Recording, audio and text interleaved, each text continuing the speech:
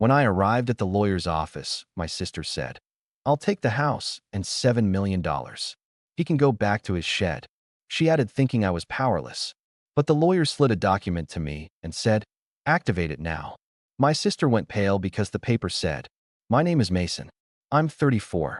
Older brother, designated driver, the person who fixes the wobbly chair and labels the leftovers. I run a small custom carpentry shop in a converted shed behind my dad's house. Tables, shelves, the odd crib if a neighbor trusts me. I like simple things. Pencil behind the ear, coffee in a chipped mug, pencil marks on my knuckles to prove I did something real. My phone is old, but it takes clear photos of tape measure numbers, and that's enough. In our family story, my sister, Serena, is the headline. Mom used to say she was born with lights on her. Dad would smile and say, "That girl's going places." Serena learned early that the room leans toward whoever speaks first. She spoke first a lot. She got the solos, the better seat, the last slice because she burns energy. I got told, "Maze, you're good at being steady." It sounded like a compliment. Sometimes it was a leash. I lived 20 steps from the back porch, in a square of space I made into a home. Bed tucked behind a bookcase, tiny desk by a narrow window, a two-burner stovetop that clicks twice before it agrees to light. Dad calls it the shop. Serena calls it the shed, like a punchline. I call it mine. When Dad's health dipped last year, small stroke, then the slow drag of recovery, I moved back so I could be 2 minutes away if he needed help. I fixed rails, added grab bars, learned which pill bottle rattled wrong. Serena came on holidays, took photos, captioned them with hearts, and flew out Monday. I don't hate her. I don't worship her. I have history with her. She once sold the bike I bought with lawn money because she needed cash for a school trip. She said she'd replace it. She didn't. When I asked about it later, she said, "God, Mason, let things go." I did. I let a lot go. That's how you end up living in a shed without resentment poisoning your coffee. You set small boundaries and breathe through the rest. Dad's attorney, Mr. Klein, irons his voice. He's handled paperwork forever, wills, the trust, the easement fight when our neighbor wanted to rip out the old fence. He likes me because I read what I sign. He tolerates Serena because she calls him Klein like they're colleagues. On a gray Monday in February, we had a meeting at Klein's office. The email said, "Estate review, both children present." Serena asked if she could bring her advisor. Klein said no. Dad was there, thinner than last summer, cardigan swallowing his angles, fingers tapping the armrest like he was playing a song only he could hear. I walked behind his chair when they rolled him in and tried not to watch his left shoulder where the muscle jumps now. Klein gestured us into the conference room. The table was the expensive kind that makes you whisper. Serena took the seat with the best light. I sat where I could see Dad's face. Klein did the throat clear that means, "We'll begin." Serena led anyway. She folded her hands like a PR photo and said, bright and quick, "Let's make this easy. I'll take the house and $7 million. He can go back to his shed." She smiled at Klein like she'd solved math. No one spoke. My tongue found the back of my teeth and stayed there. Dad blinked slow. Klein's eyelid twitched once, the only crack in his veneer. Serena added, softer, like it was a kindness, "Mason doesn't need much. He likes simple things. This way we avoid conflict." I looked at my hands. I thought about all the things I had carried quietly. You don't catalog them until someone tries to sweep them off the table and call it compromise. Klein slid a single-page document out of a leather folder, turned it so it faced me, and tapped the signature line with a pen. "Mason," he said, voice even, "activate it now." Serena's smile wobbled. She leaned forward. "What is that?" I read the header. 8 words that made my stomach drop and my lungs fill at the same time, and looked up. Serena went pale because the paper said, "Successor trustee activation upon incapacity and contest."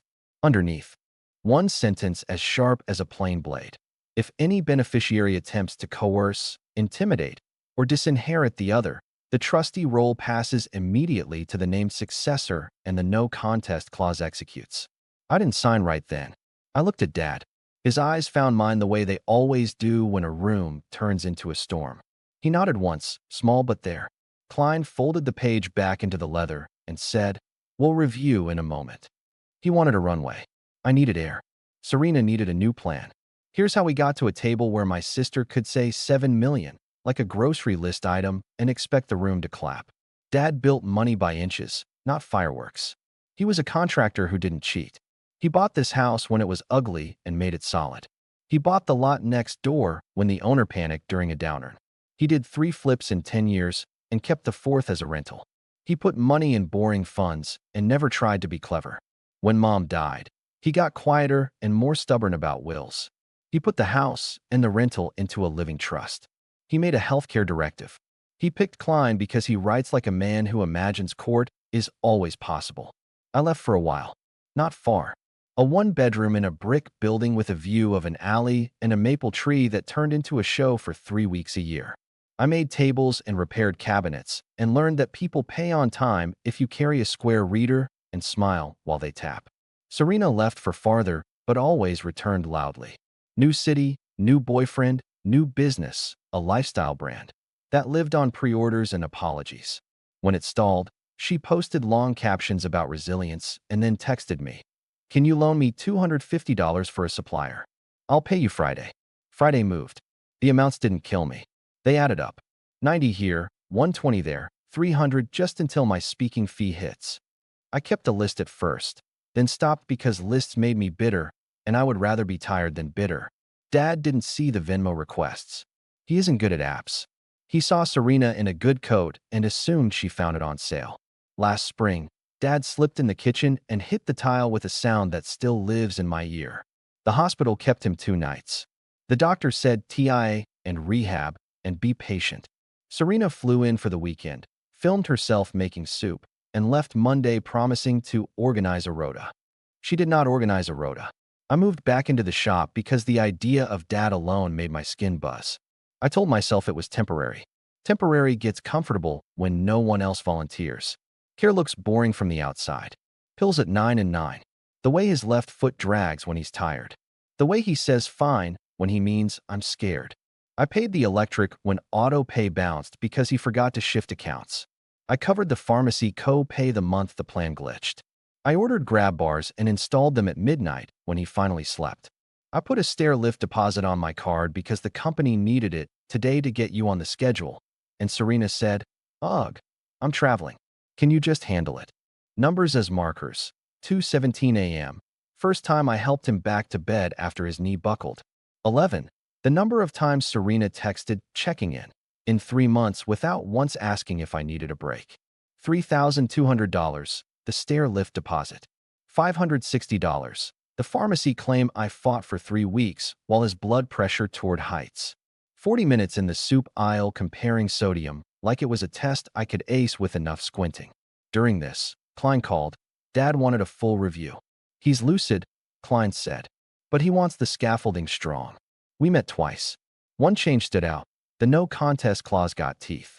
If either child attempts to disinherit the other or coerce distributions, it read, that child's share reduces to the statutory minimum. Klein said, it discourages wars. Dad said, I don't want wars. I didn't either. I wanted my father to stop losing nouns mid-sentence. Then money got loud.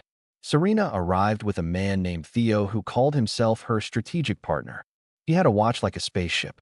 He said, unlocking liquidity, and looked at our house like a flip in waiting.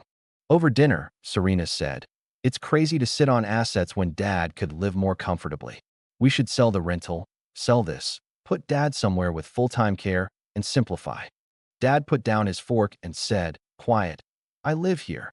Serena waved a hand, as if square footage was a debate you could win by being charming.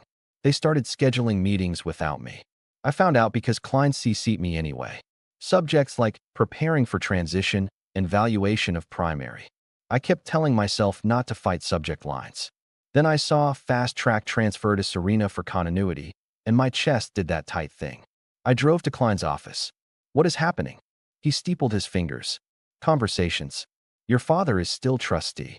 He is also tired, I said. Which is why we prepared contingencies, he said. The week before the big meeting, Serena sent me a list. For efficiency, the subject read, bullets like shopping. 1. I'll take the house. 2. I'll manage investments. 3. Mason keeps his shed. 4. Liquidate the rental. 5. Distribute $7 million as I see fit for Dad's care. The number stuck like a seed in my teeth. 7 million is a lot. It's also a way to drown people in generosity they never see. So we sat at Klein's table. Serena made proclamations. I'll take the house and the 7 million. He can go back to his shed. It wasn't new. It was the loudest version of her old song. I decide the big things. Mason will adjust. The document Klein slid across was the counter melody. Klein opened the folder and flattened the page with a practiced palm. We can save speeches, he said. Mrs. Hart, he calls Serena that when he's drawing a line. You've proposed a transfer that would, in effect, disinherit your brother from control and primary residence. That proposal triggers the clause your father adopted last year. Mason is the named successor trustee. We can execute the activation now. Serena laughed. It was short and wrong. You're joking. I am not, Klein said. Theo leaned back, smirked, then stopped when Klein didn't meet his eyes.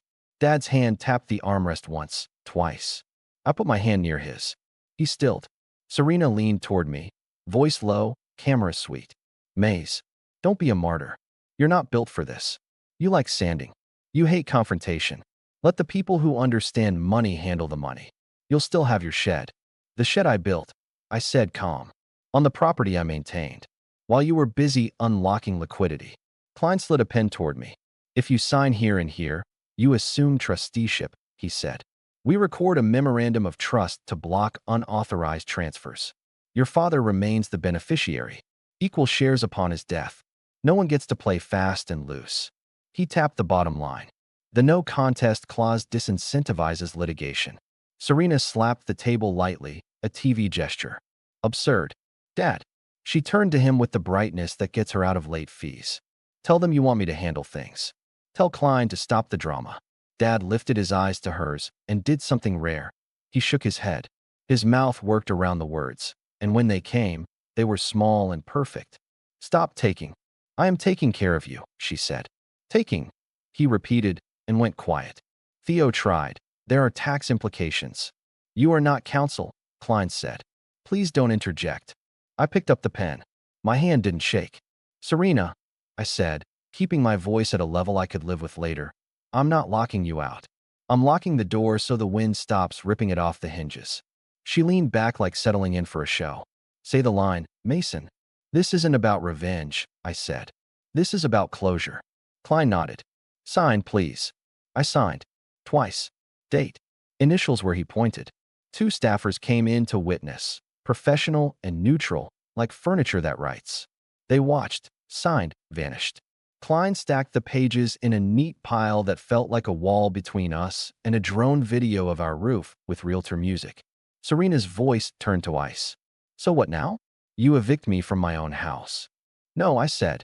I take Dad home. I keep the lights on. You be his daughter, not his landlord. You don't know what you're doing. Klein slid her a summary. This outlines your rights and obligations. One of them is not unilateral distribution. She didn't take it. Theo, she said. Theo tried again. A house-heavy portfolio is irresponsible. You need me. We need you to stop talking, Klein said. Serena pointed at me.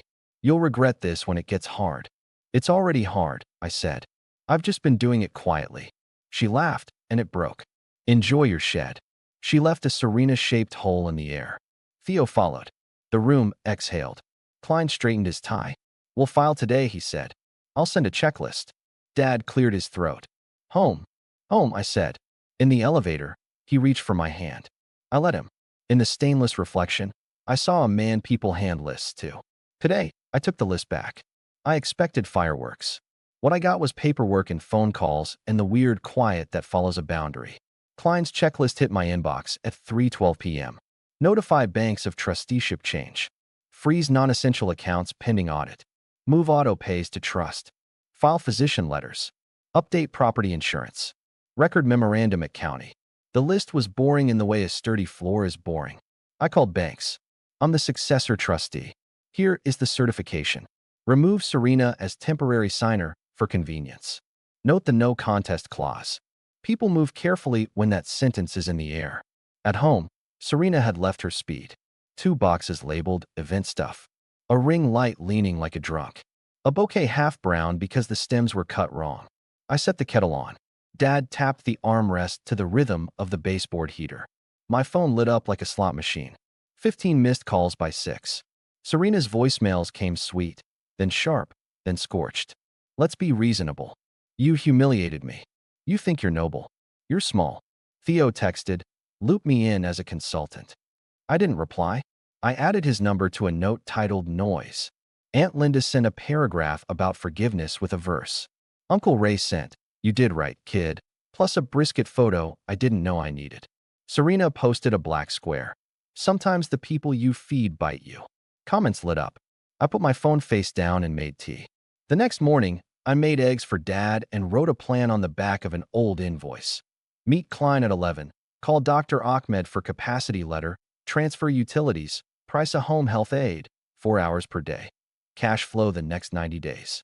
Numbers again. To anchor me. For $1,200 in trust checking, $11,000 in a money market, $3,700 in Dad's personal checking, to be consolidated, $2,100 monthly house expenses, $1,400 medical, $1,280 for mornings with an aide.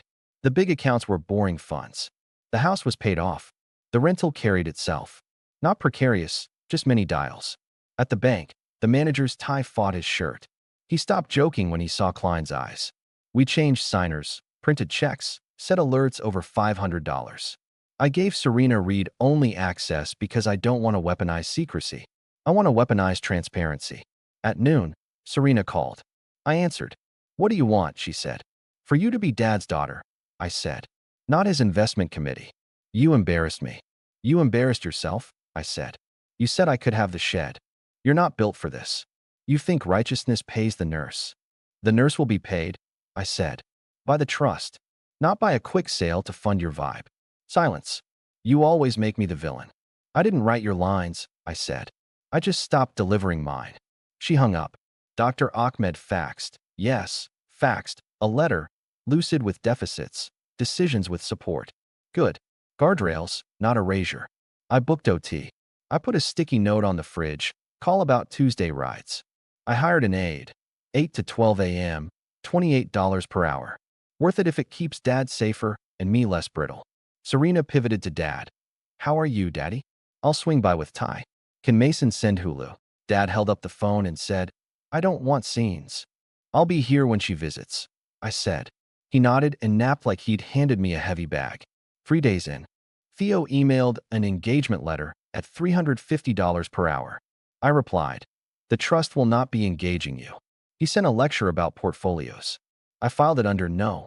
A week in, the aide, Marisol, started. She is small and precise and doesn't coo. Dad likes her because she narrates. Left foot. Big step. Good. She hums when she makes tea. The house feels different at 9 a.m. Less like I'm a dam, more like a team. Relatives buzzed. I copied one text as a template. Dad remains the beneficiary. I'm fulfilling the role he assigned. The house is not for sale. Serena can visit as a daughter. We aren't debating this in group texts. Replies ranged from proud of you to silence to a passive-aggressive pie recipe. 2 weeks later, Klein handed me a thick envelope, the county stamp. He also handed me a thinner one. Your father wrote this last summer. Deliver upon activation. At home, after Dad slept, I opened it. Mason, his architect cursive said, you are steady. That is why I worry. Steady people get used like tables. If you're reading this, you did a hard thing. I'm proud. Keep the house while I breathe. Keep your sister if she comes with empty hands and a full heart. If not, keep the door open and your wallet closed. Love, Dad. I put it in the drawer with his father's screwdriver. Something in me unclenched. I slept real sleep 2 nights in a row. Serena texted, can I come by? Yes. 3 to 4 p.m. Marisol will be here. She arrived with takeout and no Theo. She cried when Dad called her kiddo. She poked around my shop and said, you could sell these for more if you styled them better. I could, I said, and didn't ask for a seminar. She left a snake plant. It can't die, she said. We'll see. Then the bill for Dad's new medication, $480. I moved a number from one column to another. I called the plan, pressed 3, then 1, then 4, waited 27 minutes, asked for a tier exception. Numbers are numbers. Phones are phones. You turn dials. You keep lights on.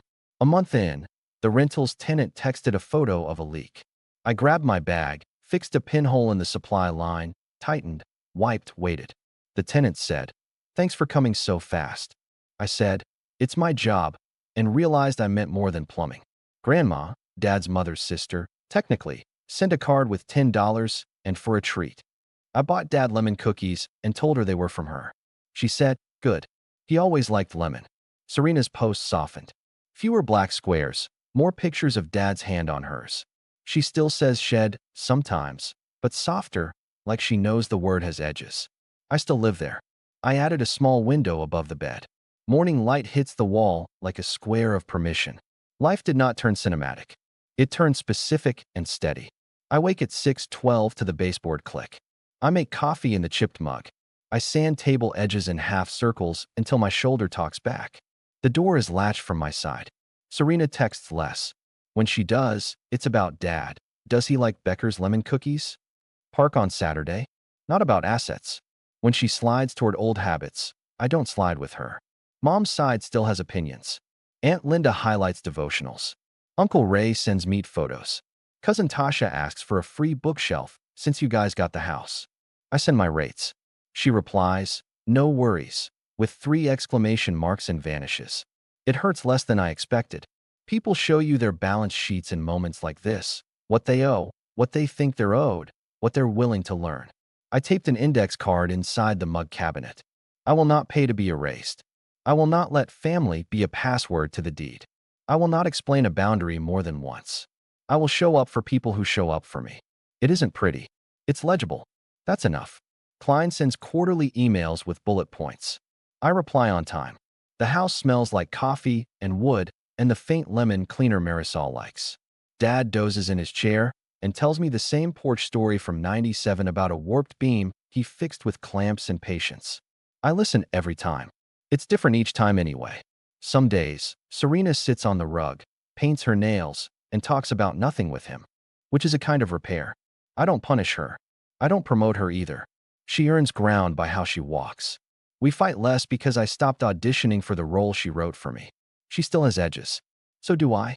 We're both learning where they don't cut. I don't pretend this made me noble. It made me clear. Closure isn't a slam. It's a click. It's paperwork filed, a kettle that whistles, a stair lift that hums at the same speed as a heartbeat that calms. My name is Mason. I'm 34. Older brother. Carpenter. Not the headline. Not the afterthought. The man who read the document, signed his name, and decided that being steady could mean standing, not just holding. And when Serena said, "I'll take the house and 7 million. He can go back to his shed," I didn't go anywhere. I set the house back on its foundations and stayed.